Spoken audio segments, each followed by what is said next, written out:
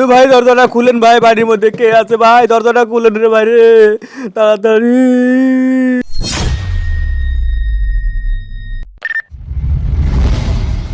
সেই দিন রাতে আমি একা সেই রাস্তা দিয়ে আসছিলাম। দুর্ভাগ্যবশত আমার সাথে এটা ঘটবে আমি তখনও তা কল্পনা করতে পারিনি। আমি ভাবতেও পারিনি আমার জন্য সামনে কী ভয়ানক অবস্থা অবস্থান করছে, যা আমার জানার বাইরে ছিল। ঘড়িতে বাজে তখন রাত 2টা 31 মিনিট। আমি প্রতিদিনের ন্যায় বাড়িতে ফিরছিলাম, কিন্তু বাড়িতে ফেরার জন্য আজকে এই শর্টকাট রাস্তা দিয়ে আমি আসছিলাম। রাস্তার মাঝখানে এসেই আমার স্মরণ হলো যে এই রাস্তা দিয়ে গত 20 বছরে কেউ হাঁটাচলা করে না।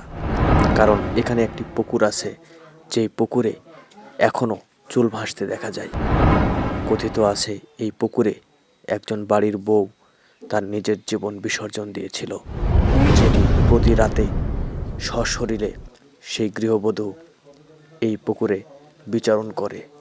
আর তখনই আমার চোখ পড়ল সেই পুকুরের দিকে। তারপর কৌতূহলবশত আমি আস্তে আস্তে সেই পুকুরের দিকে এগিয়ে গেলাম। কেন জানি মনে হচ্ছিল কেউ একজন কান্না করছে। আর এটা শোনার জন্য আরো কাছে গেলাম, আর তারপর যা দেখলাম।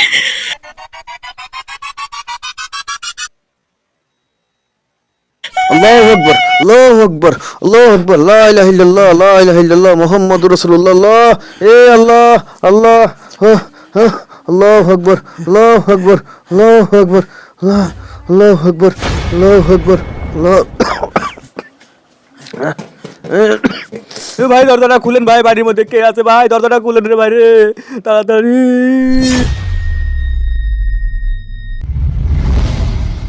তারপর আমি সেখানে মাটিতে লুটিয়ে পড়লাম। তারপর আমার সাথে কি হয়েছে সেটা আমি জানি না। পরদিন সকাল পর্যন্ত সেখানেই নাকি পড়েছিলাম। সেই বাড়ির মানুষ সকালে আমাকে উদ্ধার করে আমার বাড়িতে পৌঁছে দেয়। এই ভিডিওটাকে লক্ষ্য করুন।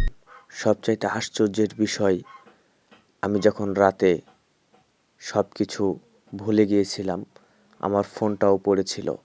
কিন্তু এখন যেই ভিডিওটা আপনারা দেখতে পাচ্ছেন, এই ভিডিওটা কিভাবে আমার মোবাইলে আসলো সেটা আমার এখনও অজানা।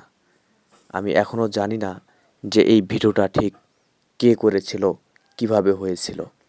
এই ভিডিওটা নিয়ে আমার পরবর্তীতে আরেকটি ভিডিও আসবে। আর এই ভিডিওর শেষে আমাকে একটা মেসেজ দেওয়া হয়েছিল, যেটা আমি এই ভিডিওতে এখনও উল্লেখ করিনি। তো ভালো থাকবেন। পরবর্তীতে আমি এই ভিডিওর বিশ্লেষণ নিয়ে আরেকটি নতুন ভিডিও আপনাদের সামনে নিয়ে আসব। সবাই ভালো থাকবেন, নিজের খেয়াল রাখবেন এবং সচেতন থাকবেন।